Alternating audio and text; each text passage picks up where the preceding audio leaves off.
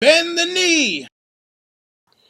Hey, what's going on, everybody? This is Don Willie coming back at you again with another No Frills review.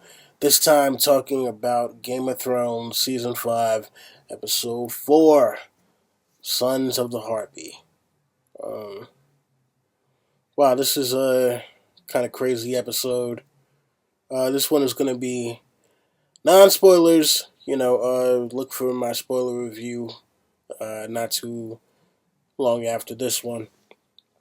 So, yeah, I'm just gonna be going over, some of the finer points without giving out any actual spoilers. We start off with, where we left off at with Tyrion and Jorah, on their way to the Queen. We all know which Queen that one is. Uh, Next up, we get Jaime and Bronn on their way to Dorne. Uh, yeah, Jaime and Bronn on their way to Dorne.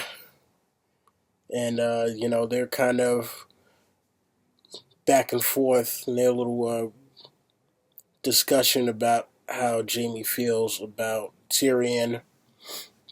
We get Cersei sending away Mace Tyrell, and I'm not going to tell you exactly what for, but this is part of her master plan to gain power back.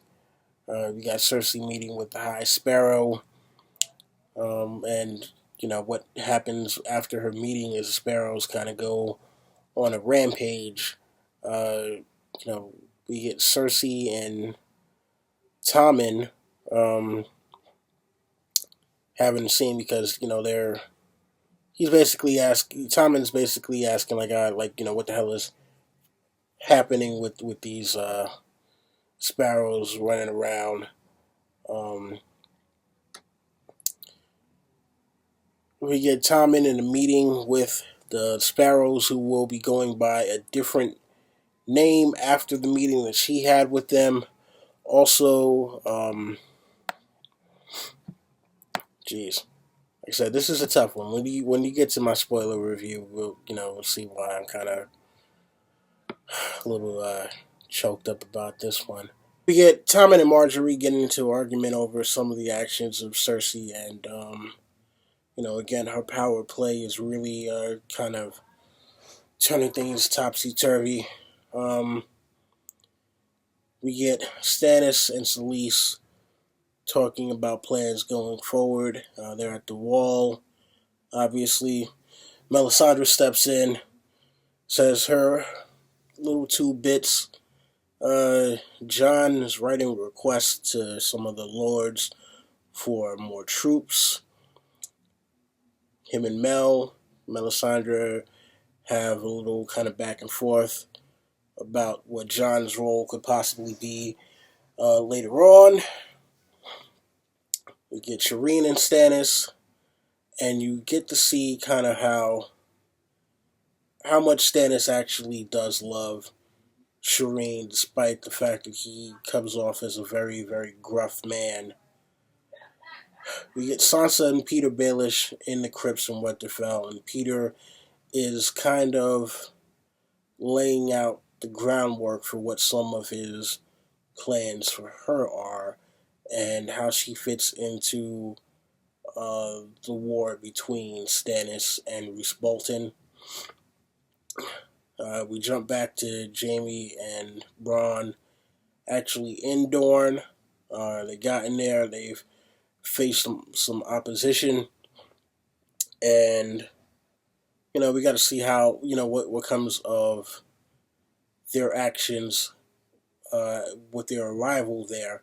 We finally get to see the Sand Snakes, or at least the ones that have been cast, and we get to see what their plan is and how they plan on avenging their father's death. And we're not sure exactly what that's going to lead to just yet, but we'll find out. Uh, let's see here. Also, we get Daenerys and Sir Barristan Selmy. Barristan is kind of, just telling Danny what her older brother was like. We haven't gotten much of who Rhaegar was as a person in the show, so it was good to finally get to see somebody who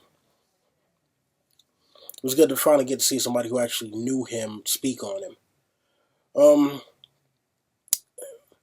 Last but not least, we get Sons of the Harpy attack, and yeah, we get a Sons of the Harpy attack, which seems to be kind of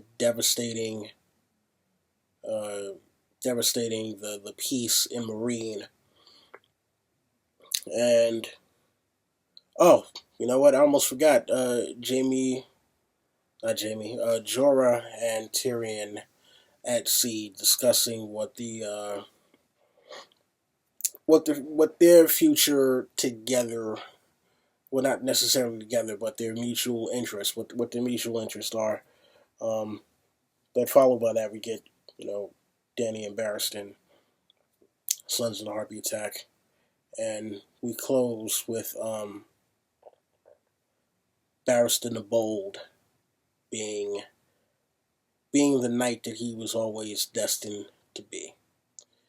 Anyway, look, I suggest, look, this is just me giving a kind of an outline. I'm not, this was a great episode.